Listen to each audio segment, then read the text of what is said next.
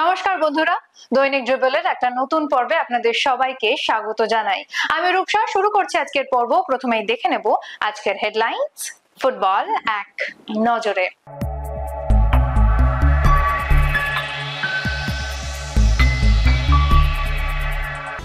জাতীয় futsal tournament এবার কলকাতায়। প্রিমিয়ারের প্রস্তুতিতে ভালো লড়াইয়ের আশা সুরুচির কোচ থেকে ফুটবলারদের।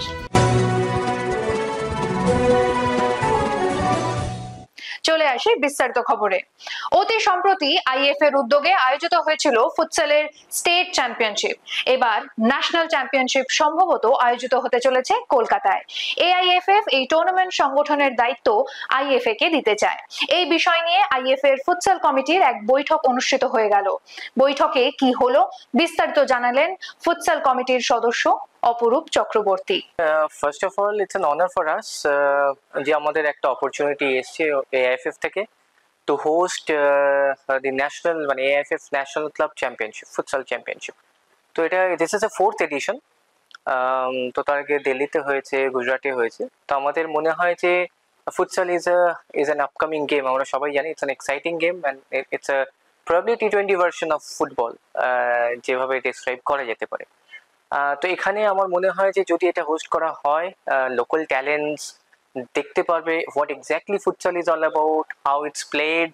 তো এবং আমরা জানি ছোট মাঠের খেলা, ইটস নট এক্স্যাক্টলি ছোট মাঠের খেলা, সেই ডাইমেনশনটা কত হয়। এবং আমার ডেফিনেটলি আশা করছি, আইএফ এর তরফ থেকেই বলছি যে এখানে লোক আসবে, আপকামিং অনেক একাডেমির বাচ্চারা দেখতে পারবে যে ফুটসাল কি, যেটা ওরা স্পেন, যেটা ওরা ব্রাজিলে দেখে, সেটা আবার কলকাতা বা বাংলার বুকে হোস্ট করা হচ্ছে।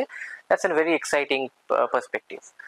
আর আজকে ডিসকাশন হলো, অনেক মাইনিউট ডিটেলস এখনো বাকি রয়েছে। এআইএফএফ এর সঙ্গে কথাবার্তা শুরু হয়েছে। Let's see how it works. কারণ এটা প্রথম মিটিং হলো আমাদের। উই আর অল এক্সাইটেড, প্রত্যেকে, ইনক্লুডিং দ্য আইএফএ সেক্রেটারি থেকে আরম্ভ করে সিইও, প্রত্যেকে excited, all the members are excited. Now একটা ন্যাশনাল লেভেলে টুর্নামেন্ট করতে গেলে কিন্তু অনেক ডিটেলিং লাগে। সেই ডিটেলিং গুলো এআইএফএফ এর সঙ্গে কথাবার্তা শুরু হয়ে গেছে।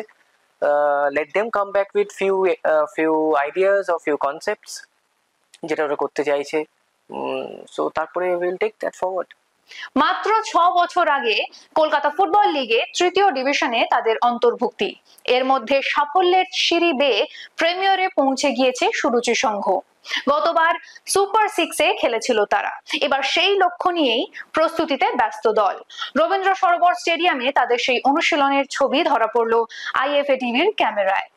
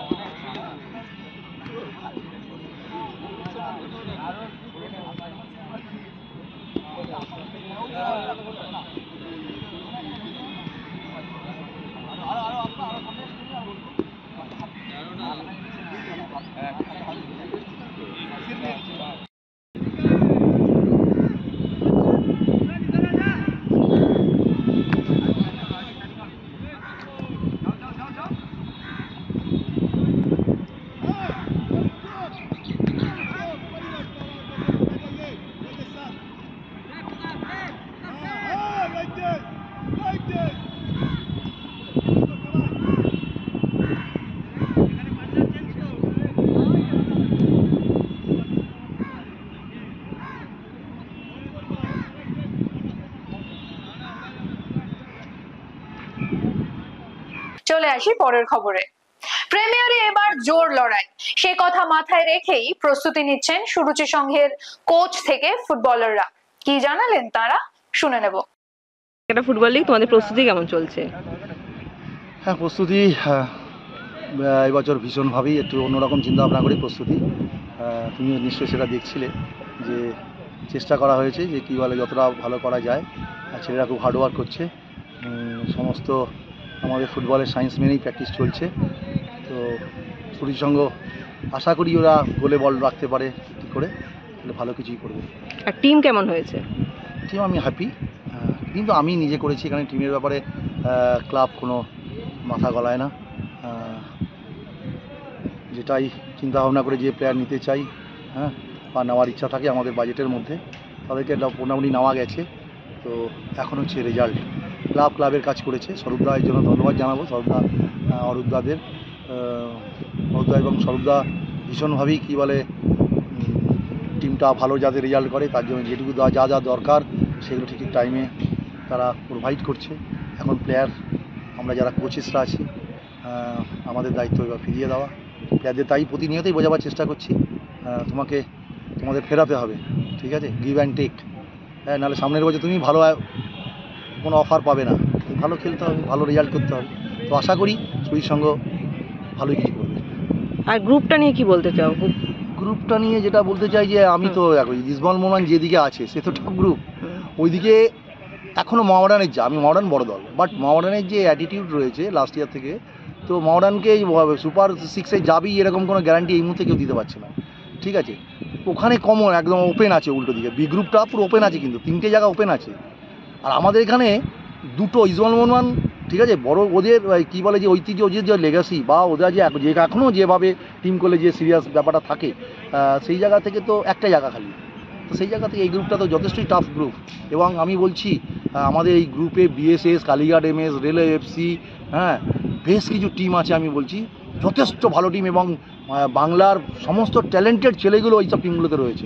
হ্যাঁ, তো সেখানে কী বলে পাঠচক্র, হ্যাঁ, তো সেই জন্য বলছি যে এখানে ভীষণ ফাইট আছে, এবং ভীষণ ফাইট আছে এখানে সুপার 6-এ। তো সেই জন্য ছেলেদের প্রতিনিয়ত বোঝাবার চেষ্টা করছি যে ভুল করা যাবে না, ঠিক আছে, চান্স যেগুলো পাবো সেগুলো যেন আমরা অ্যাটলিস্ট কনভার্ট করতে পারি, ঠিক আছে, বা আমরা ম্যাচ জিততে হবে, ম্যাচ টু ম্যাচ জিততে হবে, তবেই কী বলে সম্ভব কী বলে ভালো কিছু করা। একদম।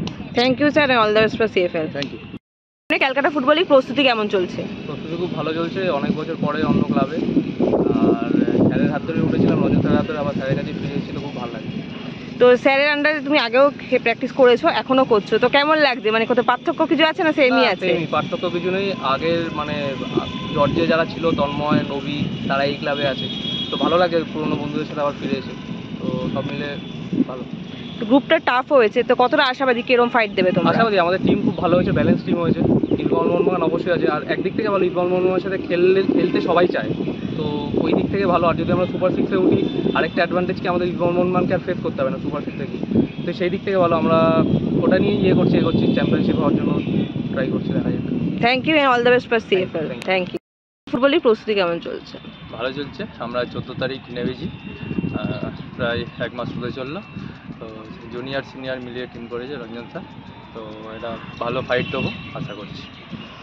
তো সামনেই অনেকগুলো মানে টিম আছে তোমাদের যে গ্রুপটা পড়েছে, এতে মোহনবাগান, ইস্টবেঙ্গল আছে, আরও টাফ টিম আছে, তো কিরম কি হবে বলে মনে হচ্ছে? আমরা এখন মোহনবাগান ইস্টবেঙ্গল নিয়ে কিছু ভাবছি না, যেটা ফার্স্ট ম্যাচ আছে আমরা ফার্স্ট ম্যাচ নিয়েই ভাবছি। যতটা সম্ভব আর্মি মনে হয় খেলবে না, আমাদের এগেইনস্ট আর্মি ছিল ফার্স্ট ম্যাচ, তো সেকেন্ড ম্যাচ কালীঘাট এমএস, তো কালীঘাটকে নিয়ে ভাবছি এখন। Okay, thank you, all the best for CFL. Thank you.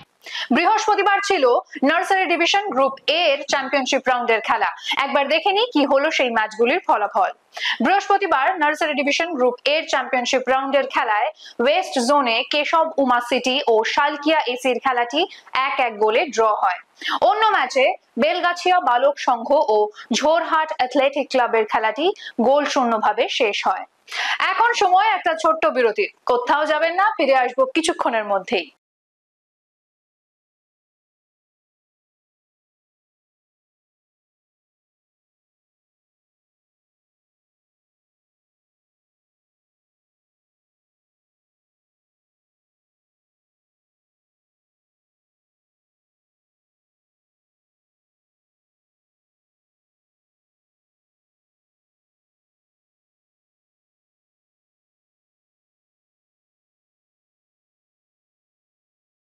ফিরে এলাম সঙ্গে নিয়ে, হ্যাঁ, ফুটবল কুইজ মগজাস্ত্র।